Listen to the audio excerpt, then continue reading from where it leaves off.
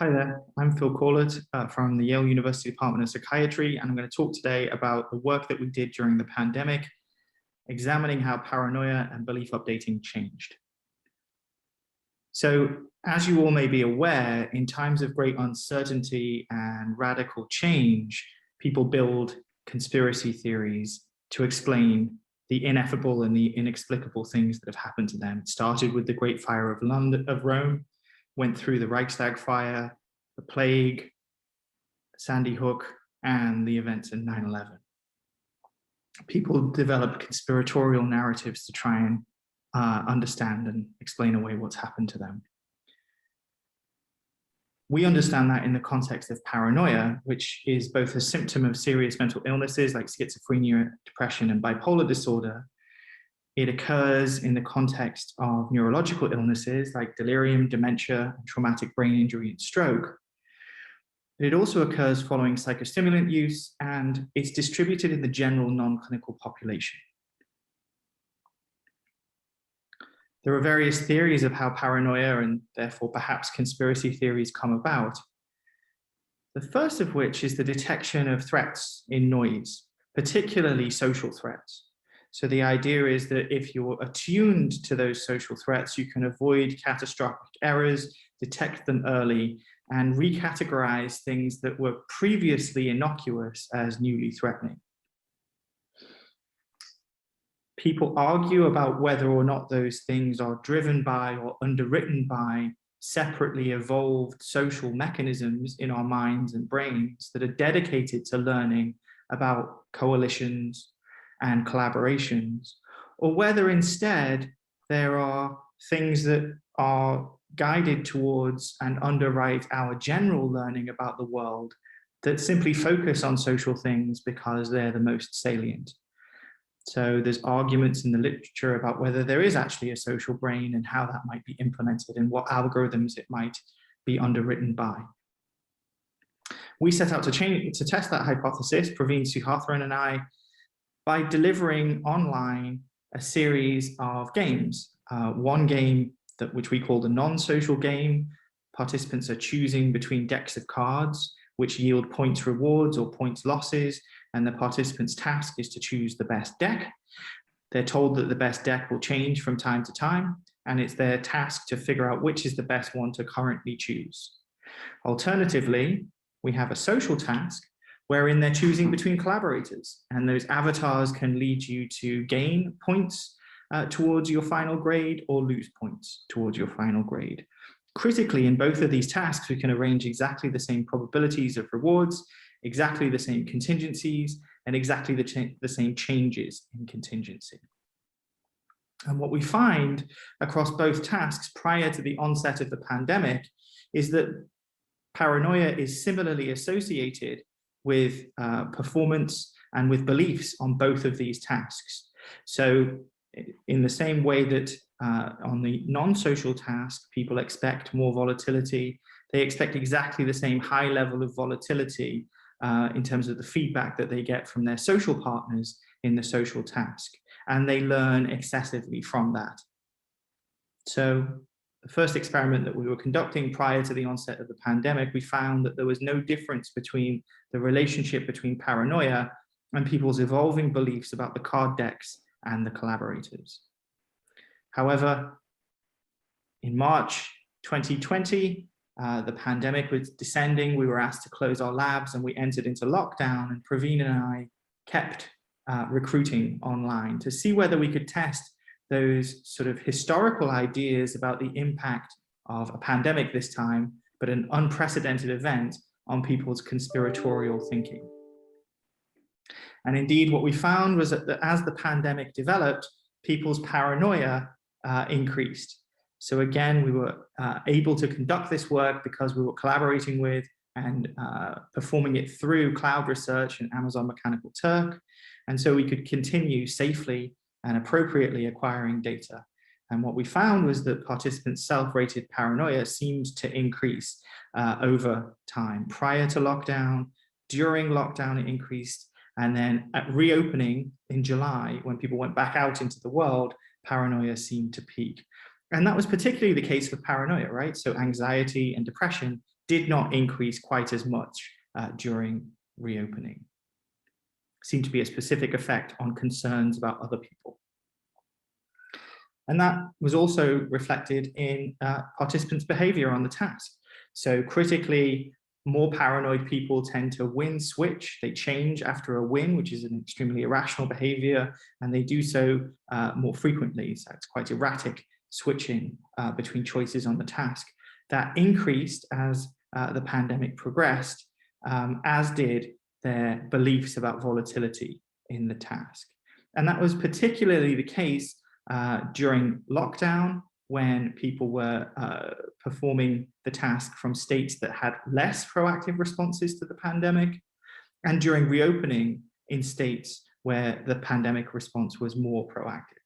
So perhaps early on in the pandemic, people were concerned that they weren't being looked after and told what to do appropriately by authorities.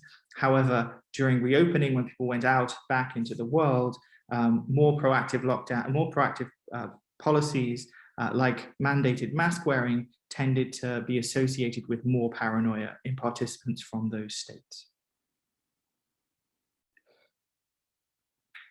We also asked people to rate whether they thought that the avatars in the task were sabotaging them. And as the pandemic progressed, sabotage beliefs on the task increased, as did the win switch rate. And that was particularly the case, as I mentioned, in places that had a less proactive lockdown. When we look at states that mandated versus merely recommended mask wearing at reopening in July, states that merely suggested mask wearing had lower win switch rates, and their participants had lower beliefs about volatility. And in an analysis that we borrowed from econometrics, we were able to track participants' paranoia from mandate states versus merely recommend states. And what we found was that the onset of a mask wearing policy, particularly a mandate to wear masks, was associated with about a 50% increase in self-rated paranoia compared to participants who were from states that merely recommended mask wearing. And we think that's because people were afraid that they were going to be exposed to the virus, and as such, they needed to be sort of relatively more cautious. It's potentially true also that they were worried about overreach and unnecessary rules and being told what to do. So we wanted to try and figure out the difference between those different possibilities. And so we ran a multiple regression analysis where we built in features that were associated with the particular state. For example, whether people in that state typically follow the rules, whether there was indeed a mandate in that state.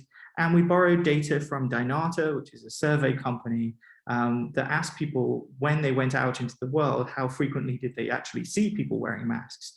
And what we saw was this sort of interesting multiple interaction wherein there was an association between paranoia, particularly in states where masks were mandated to be worn, and in states where people usually follow the rules, so what are called culturally tight states, and in places where people felt that people weren't following the rules.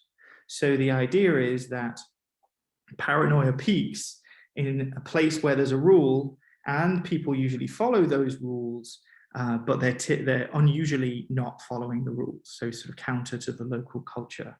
And one can imagine that that could be interpreted in terms of conditional cooperation, right? People will follow the rules as long as they see people around them following the rules. And that wasn't the case here and seemed to be associated with an increase in paranoia. Now, when the pandemic descended, there were more people at home and able to do various different online studies. And so there was a concern that there may be a change in the underlying population from which we were drawing our participants. And so we reached out to Aaron and Lieb at CloudResearch, and we asked them to let us know what the typical demographics were of participants taking part through CloudResearch and how they compared to our periods of study, that pre-lockdown, lockdown, and reopening, and also how they compared to our data. And so what we found was that there weren't actually any shifts in gender, in age, in self-reported income or self-reported race across our pandemic periods in all of the studies that were conducted through CloudResearch. And that was also true in terms of the geographical locations, both of participants who are taking part through CloudResearch more generally and in our own studies. Those people weren't being drawn from different states that were differently affected by the pandemic or differently regulated by their local authorities. In follow-ups, we wondered whether paranoia and task behavior might be related to people's conspiratorial thinking about the pandemic. And indeed, people who are more paranoid entertained more conspiracy beliefs about the COVID vaccine, that it might contain microchips or be being used for some sort of behavioral control. Those beliefs were also associated with erratic behavior on the task and stronger beliefs that the task was going to be volatile. The same was true for QAnon conspiratorial beliefs, so conspiracies more broadly. So people who believe that the liberal elites and Hollywood are involved in a plot to torture and kidnap children. People who believed in that more were more paranoid and also showed the same pattern of erratic behavior on the task and strong priors on volatility. So just to summarize, we think that paranoia relates not just to social things, but also to non-social belief updating problems across patients, across the continuum of paranoia. I didn't show these data, but we've replicated this effect in animals that have been exposed to methamphetamine. We see similar effects of paranoia on both social and non-social belief updating. And we conclude that uncertainty in the real world drives up people's paranoia, and their behavior on our task and the model parameters that we estimate computationally change accordingly and in parallel. Those effects were modulated by local policies, by politics, and by real world events. And it seemed to impact people's attitudes towards prevention strategies like mask wearing and the vaccine. So there are clearly sort of big public health implications of these data. I'll stop there and I'll thank you for your attention, and I'll thank all the people who conducted the work, particularly Praveen and Erin Reed, who helped with this work too. And my broader collaborative team, Jane Taylor and Steph Groman, Stefan Udenberg, and Chris Mathis. And thanks again. So now we would like to turn it over to Nitin Verma from the University of Texas at Austin, and for his portion of the presentation. Again, I'm not going to steal your thunder, so take it away.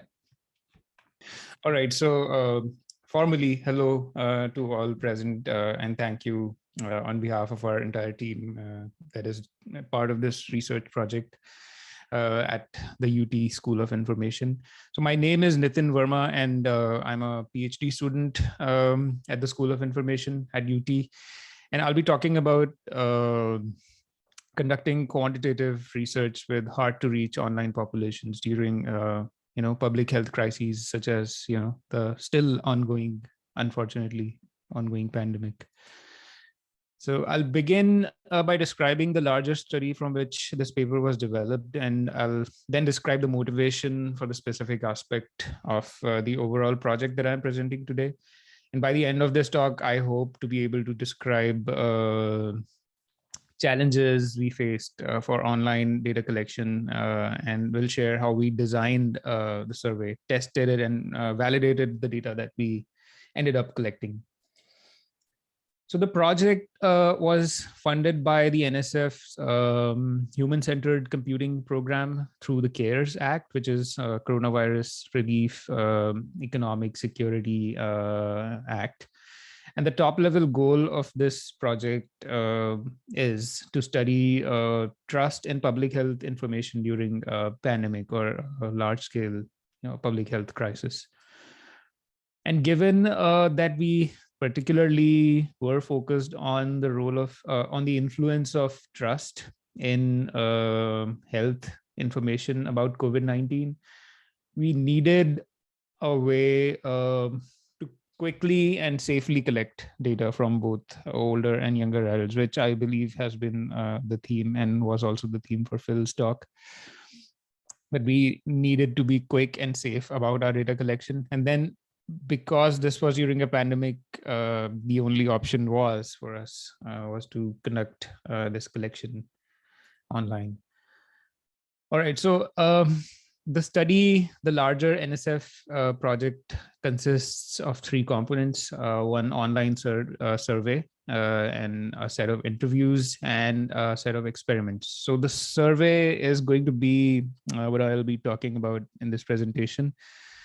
And our aim is to actually share with the larger community the successful approach we took to collect data during this period. And I invite you all to stay tuned and for upcoming publications based on this data. 1 or 2 are actually already out. So I'm not sure how to add a reference to the program, but hopefully you all can find if you need to. All right, so as I mentioned previously, the population we were mainly interested in studying was that of older adults, that is adults 65 years or older in the US. And the drive to focus on this population came from the fact that older adults have been more vulnerable, obviously, to severe illness resulting from COVID-19, but also older adults face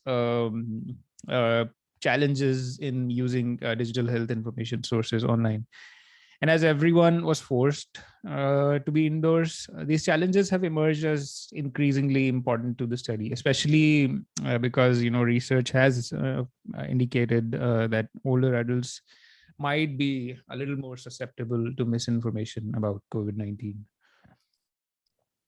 So the major challenges, again, just to summarize, that we confronted with were mutual safety of both our team of researchers and also our potential participants. Older participants are harder to reach online for survey purposes than our younger adults. And crowdsourcing presents a challenge in validating demographic information such as age. And this is also a thing that has been documented. And I think in the morning, Jesse mentioned an incident in 2018 where there was a spurt in potentially bot-like activity and decline in data collection that was noticed. So that was one of our concerns. And also, most of these online venues tend to offer a more homogeneous participant base, which is actually skewed towards those who have, the requisite digital or digital literacy or the skills needed to be on those platforms in the first place. So older adults, the bottom line is that they are underrepresented in online crowd work. So we were faced with the following questions ultimately. That how can we obtain a large sample of older adults online? How can we validate the self-reported ages, and how can we ensure the accessibility of our survey to the instrument, to the population of older adults that we were interested in? So in the next few slides, I'll walk you through how we went about tackling some of these challenges. We chose Qualtrics to implement our survey, which offers an evaluation, a few metrics on accessibility and ease of use of the survey, and therefore it helped us tune the survey up to meet accessibility guidelines. And we also pilot tested our candidate survey design with 3 older adults using cognitive interviews, and we used Prime Panels as our participant recruitment platform. So along with more details on Prime Panels, I'll, as we move forward, describe our data collection, validation, and quality check strategy in the upcoming slides. All right, so for the survey, all of our items, except for a few demographic items, were 5-point Likert type items.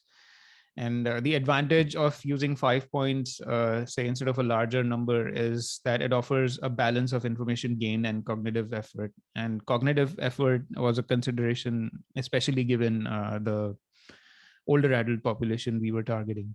And guided by the same concern, we only labeled the endpoints of these liquid options because there is research that indicates that this sort of labeling also leads to a lower cognitive load, whereas it does not really significantly impact the quality of data obtained. And lastly, the use of drop downs. So instead of grids or rows of radio buttons that are typically used in on these scales, we wanted to ensure that the survey complied with the WCAG guidelines for accessibility.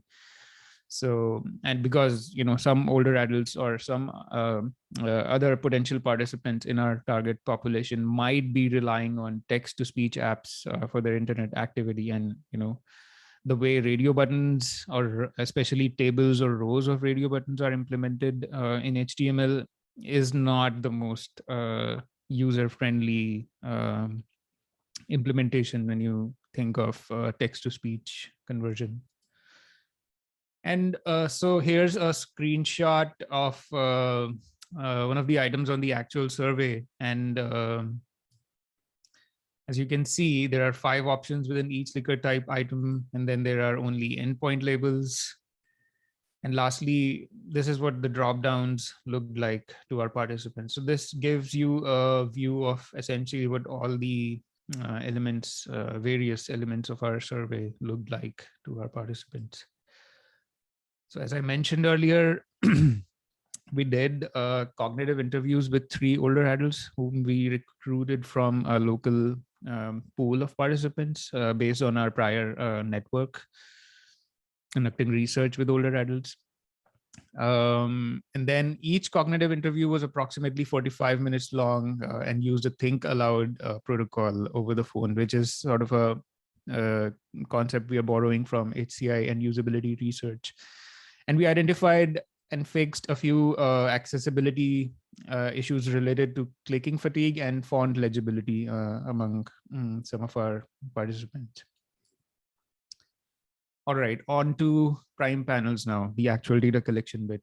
So prime panels is, of course, I mean, since I'm speaking today, I think the audience is already familiar with the concept or the product. So it is offered by CloudResearch, which I believe, and also please correct me if I'm wrong, it was formerly known as Turk Prime.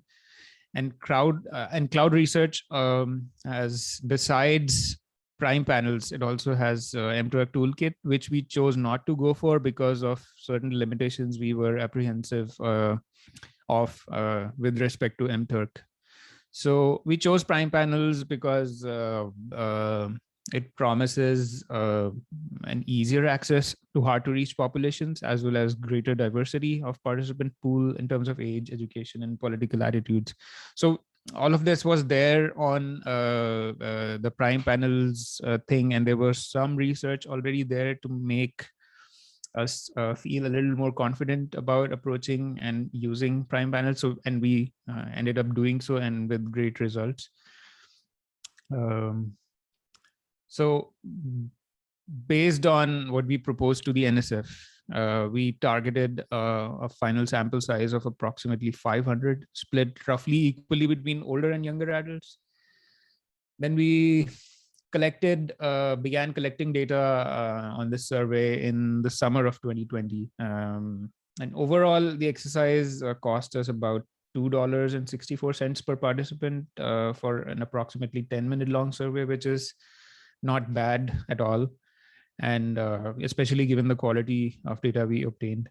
And then over 22 hours spanning the window during summer, we had like 669 people completing the survey.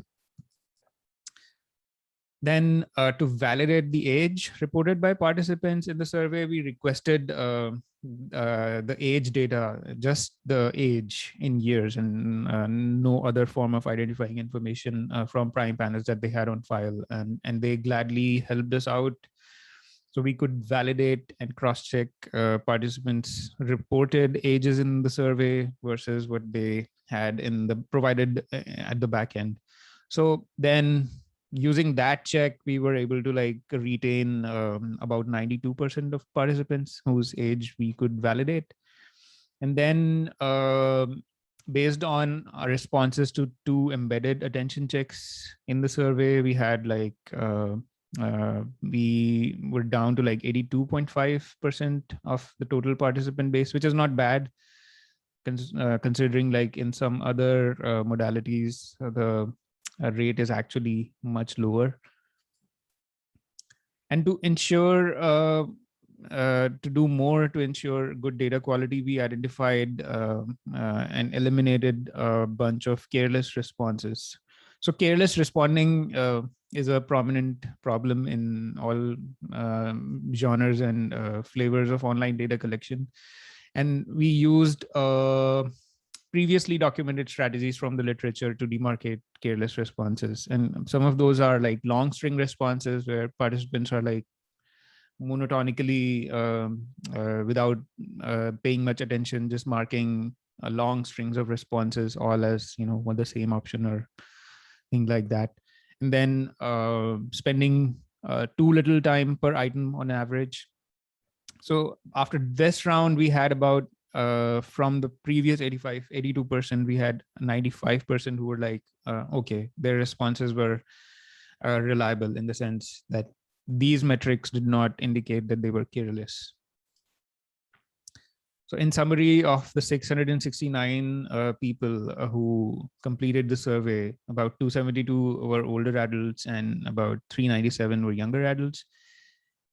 And after the survey, successive validation steps, we had like sort of met our target of 500 with, you know, actually having 484 participants, which were roughly evenly split between older and younger adults. What is remarkable is that the significant difference we observed between how many older versus how many younger adults gave us reliable, high quality responses. So it was like more than 91% of the total responses we got from older adults passed our multiple validation checks, whereas, you know, the figure was only slightly less than 60% for those who were in the younger adults bucket. So that says something. I would love to have this thing, you know, be borne out in other research. If people are finding similar results, that will be something to look out for. And all right, so quickly, some results at a glance. So we found that self-efficacy in coping with COVID-19 was positively associated with trust in direct personal contacts and attention to information quality. So self-transcendence is like a human value construct, which refers to behaviors and attitudes characterized by having an understanding and appreciation for the welfare of others. And we found that self-efficacy was also positively associated with people's degree of self-transcendence. And this relationship was again mediated by attention to information quality. So all this analysis was part of this path analysis exercise that we had conducted with all the variables that we were interested in. And this is the whole network of relationships. We found a couple more highlights from that diagram. And just to summarize, what we found was the factual knowledge about COVID-19 was also positively associated with people's self-transcendent attitudes. And the interaction between age and self-transcendence suggests that efforts to improve trust in mass media for public health information should specifically target younger adults who value self-transcendence. And as such, our model offers guidance for crafting effective public health messages that are trusted by a diverse population with diverse beliefs. Something that is a predicament that not just the US, but the whole world is facing right now. How do we tailor public messaging that rubs people the right way? All right, so we did encounter some arguably potential limitations in terms of controlling compensation. In using crowdsourcing platforms in the past, we have always done our best to ensure that we pay participants at least the federal minimum wage for the amount of time they spend providing us data on our survey or other experiment instruments. So despite our best attempts to ensure that we contain the survey length to ensure that participants receive pay above the federal minimum, the Prime Panels interface, at least as of then, did not offer us the ability to control per participant payment precisely, like that might be possible on say MTurk or some other crowd or gig work platforms.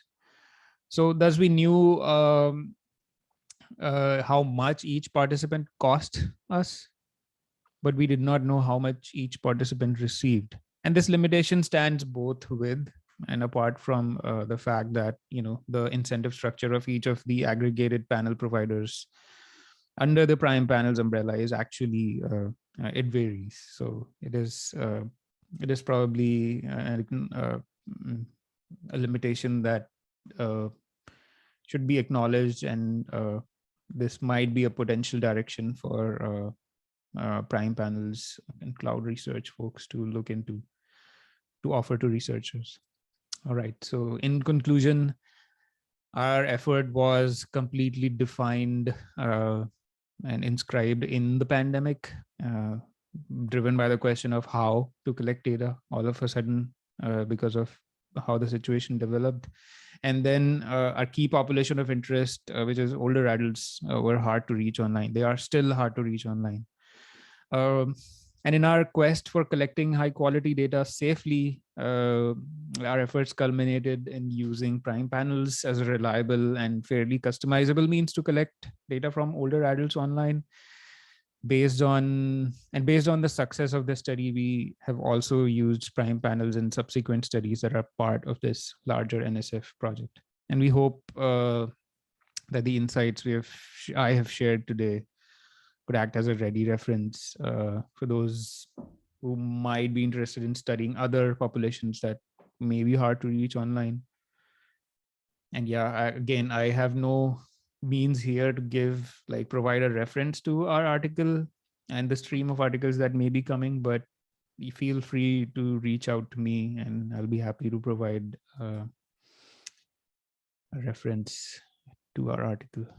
All right, with that, an acknowledgement to the NSF and my collaborators, I would like to thank you all. Thank you so much. Great presentation. And just to address the point about the compensation on Prime Panels, when you're using our managed research, just a point of clarification, when you're using a project manager through Prime Panels and CloudResearch, we do have a little bit more flexibility with compensation, so we can set specific bonuses to make sure that we're hitting those thresholds that are important to you. So always feel free to reach out if you have those questions. Our team is ready to help and kind of find workarounds if we need to. That is good to know. Yeah. All right, so I wanted to open it up to any questions for about 5 minutes, and then we'll have Tim take over from there. But so any questions on the presentation?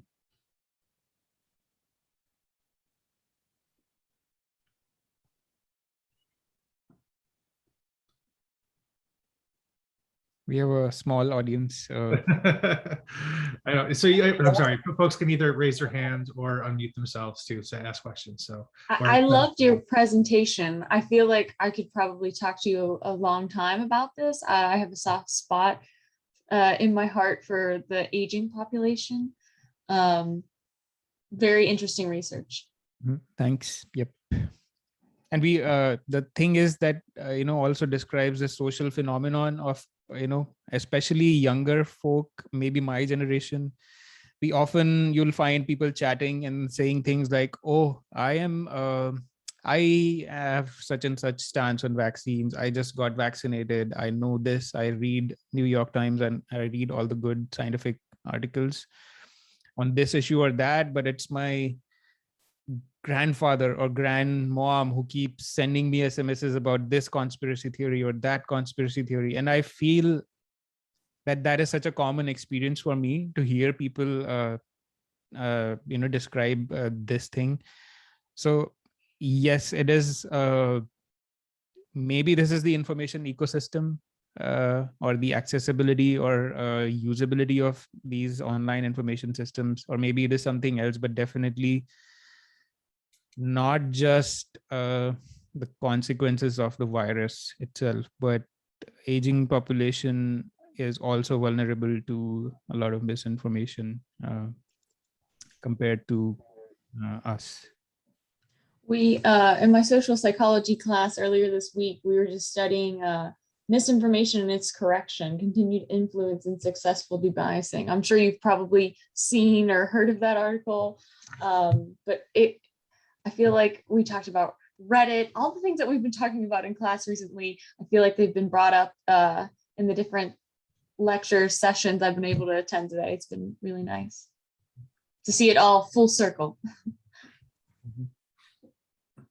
Yes, we, as a social creature, right, humans, we share information socially, right?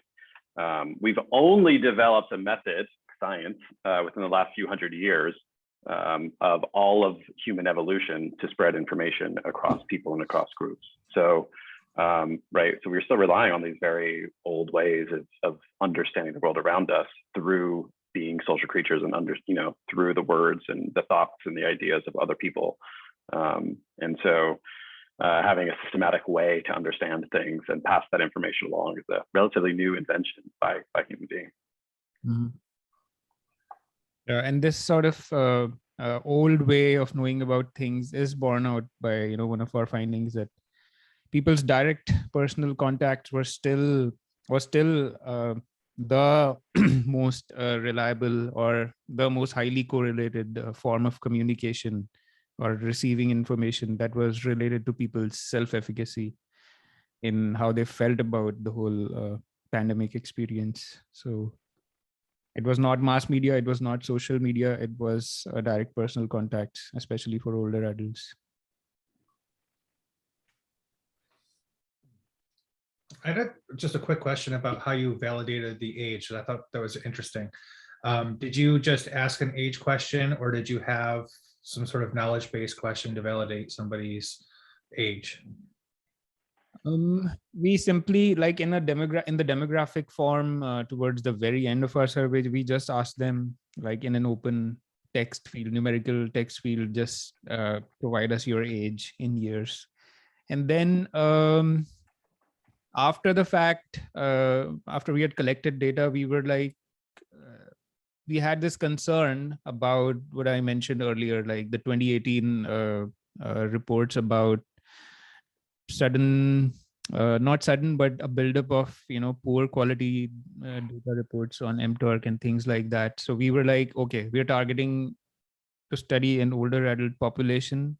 How do we make sure that people are not just satisficing and doing this for the money and reporting an age that might just lead us to the wrong results? So we were like, okay, can we ask CloudResearch that if they have access to their age in a non-identifying way, and they were able to thankfully provide us with a way. They provided us ages and years, and we were able to match and define criteria that how much of a difference, like plus minus 1 year, we were like, okay, that's fine, because somebody's birthday might just fall on the day after or before they took our survey. So there can be that ambiguity. But we decided that margin, and we were like, okay, and even outside this margin is probably not reliable. But that turned out to be a fairly small number. That's great.